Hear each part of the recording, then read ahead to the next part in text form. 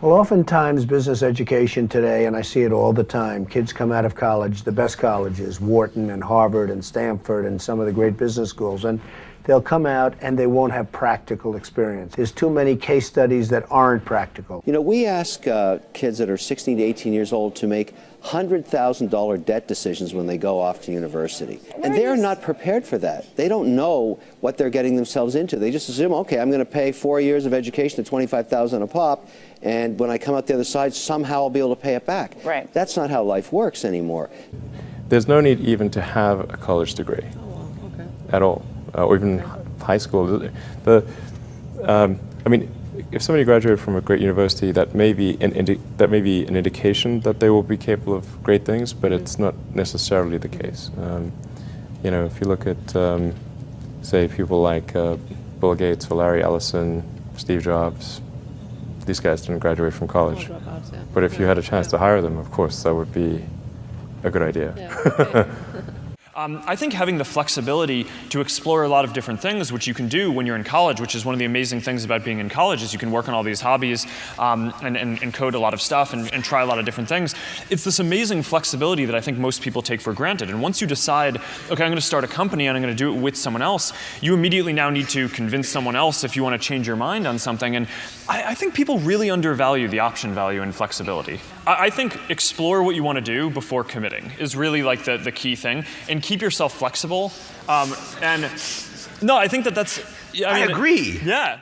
I mean, it's actually kind of funny. You know, if you think of like what is education, like you're basically downloading data and algorithms into your brain, and it's actually amazingly bad in conventional education because like it shouldn't be like this huge chore.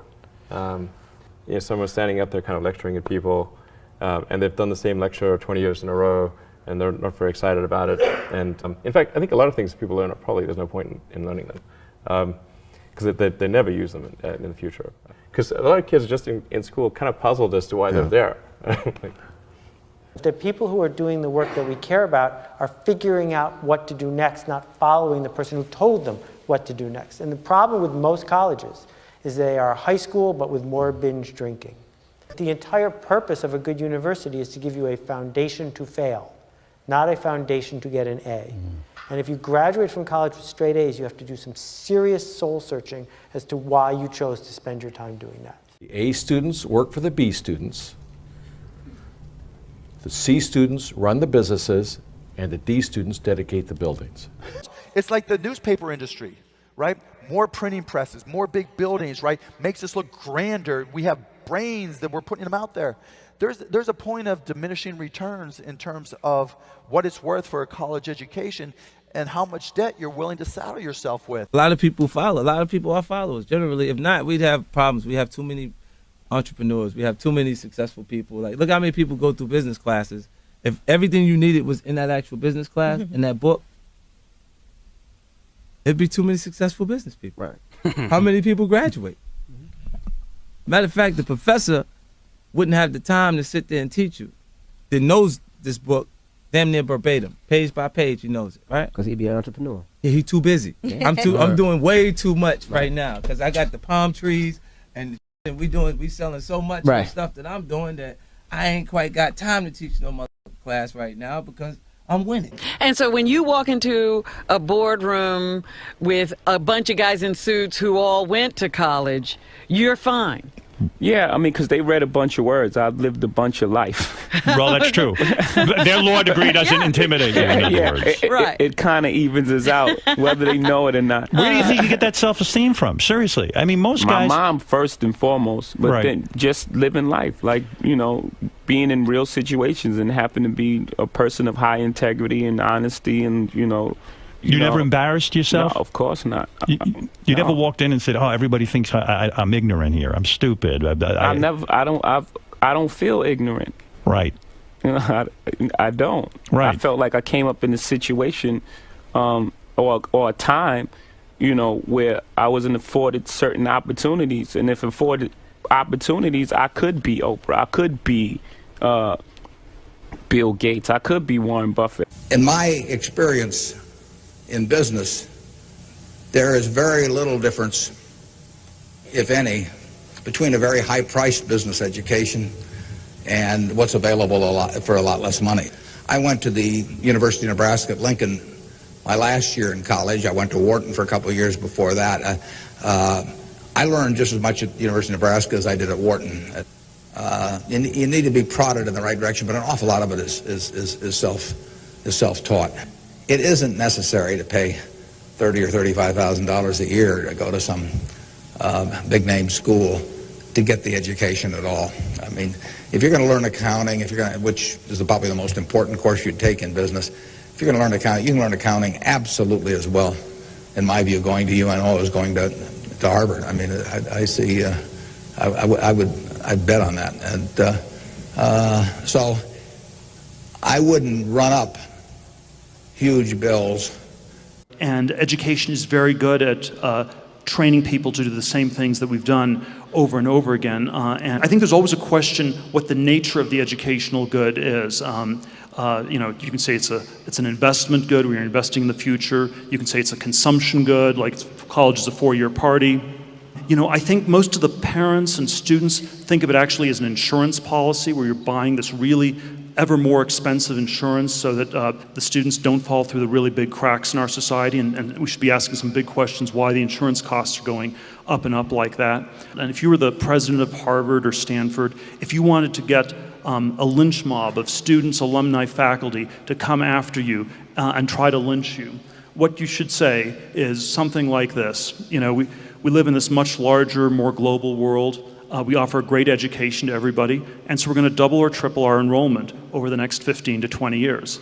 And people they'd all be furious, because the value of the degrees comes from this massive exclusion, and what you're really running is something like a Studio 54 nightclub. I hated school. I really hated school. I hated school, generally, right?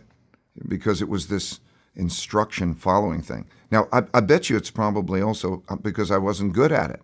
And some people, like I've got a great conceptual memory and a terrible rote memory. So if I have a story, I could tell you year by year kind of what happened within a story, within a context. But if I was to go into, like a memory-based learning, it's terrible. I have a terrible rote memory. Ego barrier is the worst thing. And if we were raised differently, just imagine in the schools that all along that people will always say, everybody makes mistakes. Everybody has weaknesses. The key is really to understand what your mistakes and weaknesses are so that you can learn from them, right? I think punishment is a terrible concept. Punishment means that you made a mistake and you're being punished. I think instead of punishment, every time somebody makes a mistake, you should say the only thing that you need to do to get out of your punishment is first think, what kind of mistake was that? So if I'm in a situation that's like that again, how would I deal with it differently, not to make that mistake? So that learning should come from the mistake, not punishment, because you're teaching people not to make mistakes. Where's where the learning comes from, not the appreciation that if you keep doing this over and over again, you're going to keep encountering the same outcomes. It's an extremely corrupt system we have at this point. We have an education bubble. In the U.S., we have $1 trillion of student debt. To a first approximation, this has gone to pay for $1 trillion worth of lies about the value of the education people have received. It's not at all obvious yet, though, what's going to replace this or how it's going to change. I'm